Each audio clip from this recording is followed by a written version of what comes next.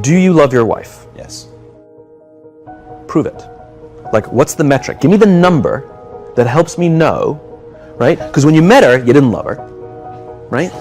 Now you love her, right? Tell me the day the love happened. It's an impossible question. She didn't fall in love with you because you remembered her birthday and bought her flowers on Valentine's Day. She fell in love with you because when you woke up in the morning, you said good morning to her before you checked your phone. She fell in love with you because when you went to the fridge to get yourself a drink, you got her one without even asking. She fell in love with you because when you had an amazing day at work and she came home and she had a terrible day at work, you didn't say, yeah, but let me tell you about my day. You sat and listened to her awful day and you didn't say a thing about your amazing day. This is why she fell in love with you. I can't tell you exactly what day, and it was no particular thing you did. It was the accumulation of all of those little things that she woke up one day and as if she pressed a button, she goes, I love him, right? Leadership is exactly the same. There's no event. There's no thing I can tell you you have to do that your people will trust you. It just doesn't work that way. It's an accumulation of lots and lots of little things that anyone by themselves is innocuous and useless. Literally, pointless by themselves. People will look at little things that are good leadership practices and say, that won't work. And you're absolutely right.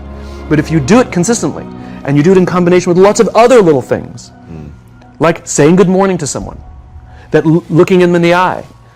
My friend George, who's a 3-star general in the Marine Corps, he says his test for leadership, and I love this, he goes, his test for a good leader is if you ask somebody how their day is going, you actually care about the answer. Right? The number of times we're walking to a meeting, we're rushing, we go, how are you? Not good, I got to get to you later, I'm late for a meeting. Right. If you ask the question, you were standing there and you were listening to the answer. It's those little innocuous things that you do over and over and over and over that people will say, I love my job. Not I like my job. I like my job means, yeah, the challenge is great, they pay me well, I like the people. I love my job means, I don't want to work anywhere else. I don't care how much somebody else is willing to pay me. I'm devoted to the people here, and I care desperately about the people here as if they were my family. In business, we have colleagues and coworkers. In the military, they have brothers and sisters. That's how they think of each other, right? If you really have a strong corporate culture, the people will think of each other like brothers and sisters. It's like a family, right? No, brothers and sisters. Deep love. Fight, but the love doesn't go away, right? Bicker, the love doesn't go away. And I'll fight with my sister, but if you threaten my sister, you're going to have to deal with me. Right? We'll fight internally, we'll bicker with each other, but nobody's going to hurt each other. And if anything from the outside shows up, you're looking at a unified front. Brothers and sisters. Now, how do you create brothers and sisters out of strangers?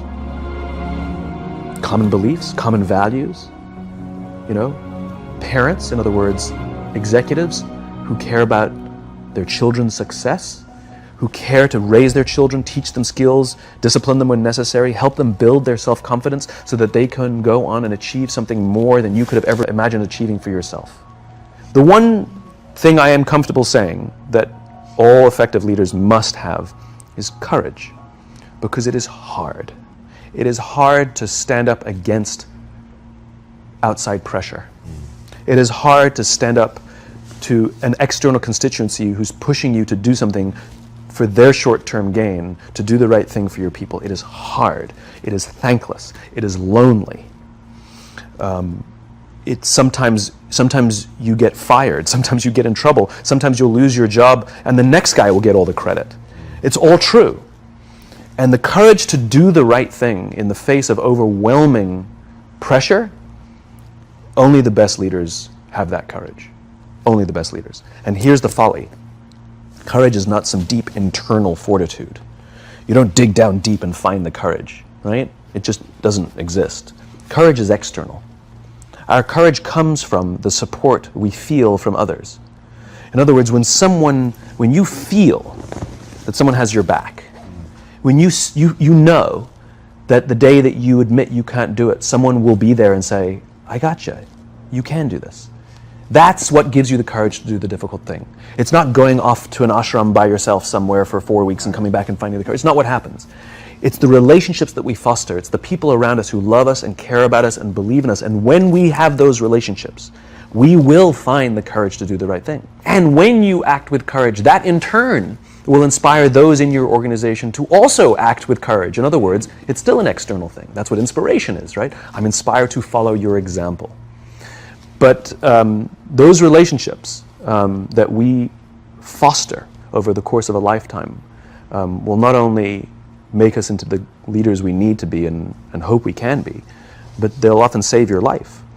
They'll save you from depression, they'll save you from giving up, they'll save you from any matter of negative feelings about your own capabilities, your own future.